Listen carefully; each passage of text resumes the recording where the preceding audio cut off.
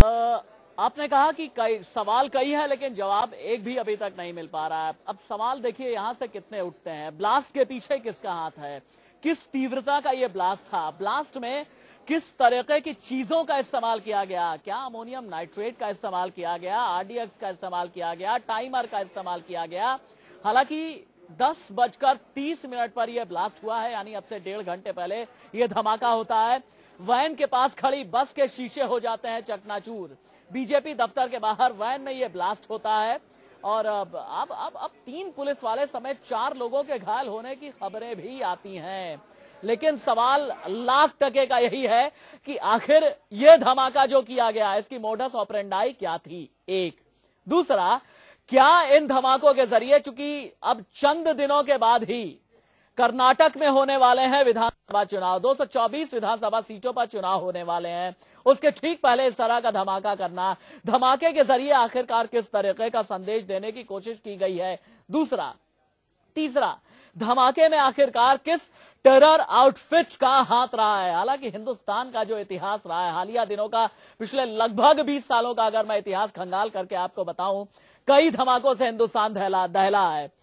आपको याद होगा मार्च 1993 में मुंबई दहली थी, आपको याद होगा फरवरी 2010 में पुणे दहला था, आपको याद होगा अगस्त 2012 में भी पुणे दहला है। इसके अलावा पंजाब हो, दिल्ली हो, उत्तर प्रदेश का बनारस का ब्लास्ट, अयोध्या अटैक्स आप भूल नहीं सकते हैं। 2001 का इंडियन पार्लियामेंट पर जो अटैक हुआ था उसे आप नहीं भूल सकते। 26/11 का मुंबई पर किया गया हमला नहीं भूल सकते। और 2008 में भी बेंगलुरु में भी ब्लास्ट हो चुके हैं। सवाल बहुत बड़ा यह है कि इस ब्लास्ट के पीछे आखिरकार हाथ किसका है। केंद्रीय गृह राज्य मंत्री आरपीएन सिंह ने अब से कुछ ही देर पहले आपके चैनल से बात की है। आरपीएन सिंह ने कहा कि कर्नाटक पुलिस के हम संपर्क में हैं, धमाके की जांच जारी है, जैसे ही डिटेल मिलेगी मीडिया के साथ शेयर किया जाएगा। लेकिन तस्वीरें देखने के बाद आप अंदाजा लगाइए, यह धमाका एक सामान्य सिलेंडर ब्लास्ट तो कतई नजर नहीं आ रहा है। आप देखिए वहां पर खड़ी वैन के परखच्चे उड़ गए, गाड़ियों के परखच्चे उड़ गए, आग लग गई, झुलस गई गाड़ियां। आप ये तस्वीरें आप देखिए, कितनी बुरी तरह से गाड़ियां झुलसी हैं। लगभग 13 से 14 लोग घायल बताए जा रहे हैं। और बेंगलुरु के पुलिस कमिश्नर का यह कहना है कि यह सिलेंडर ब्लास्ट नहीं है, धमाकों से हम इनकार नहीं कर सकते। लेकिन 1.5 घंटे में अभी तक इस बारे में कोई भी पुख्ता तौर पर जानकारी नहीं मिल पाई है, न ही कर्नाटक पुलिस की तरफ से, न ही केंद्रीय गृह मंत्रालय की तरफ से। लेकिन हां, इतना जरूर है कि धमाके की जांच जारी है। लेकिन सवाल बहुत बड़ा यह है, सवाल उठता है खुफिया एजेंसियों पर, सवाल उठता है पुलिस पर, सवाल उठता है संबंधित मंत्रालय पर, सवाल उठता है कि आप किस तरीके के रिफॉर्म्स कर रहे हैं। बात तो की जाती है आमूलचूल परिवर्तन की। कहा मनीष आप हैं मेरे साथ अभी? आपके साथ है। हाँ मनीष, क्या होता है जब ऐसे मामले आते हैं तो जेरे बहस क्या होता है?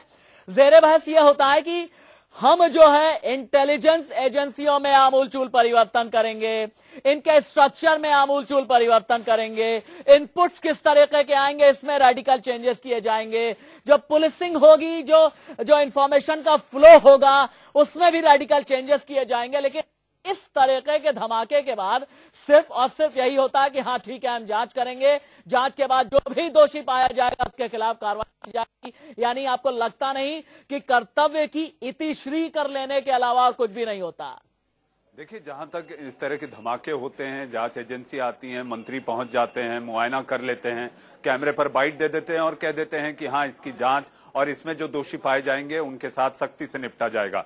अगर सख्ती से निपटा जाएगा तो आतंकवाद बार बार भारत के तमाम बड़े शहरों में कैसे सिर उठा लेता है, क्यों नहीं इसे कुचलने की कोई सरकार योजना बना पाती? और अगर सरकार इतने दावे करती है तो बार बार ये धमाके क्यों दहलाने की आतंकी कोशिश के तहत कामयाब हो जाते हैं? तो इन सारी बातों के तहत सरकार को बहुत गंभीरता से जवाब देना होगा कि आने वाले समय में क्या भारत महफूज है, आतंकी साजिश कितनी भारत को और छलनी करती रहेगी, किस तरह से हमारे लोग इसका शिकार होते रहेंगे। तो इन सारी बातों को लेकर इन्हें जवाब देना है और सरकार को जवाब देना है कि क्या वाकई भारत आतंकियों के हवाले है।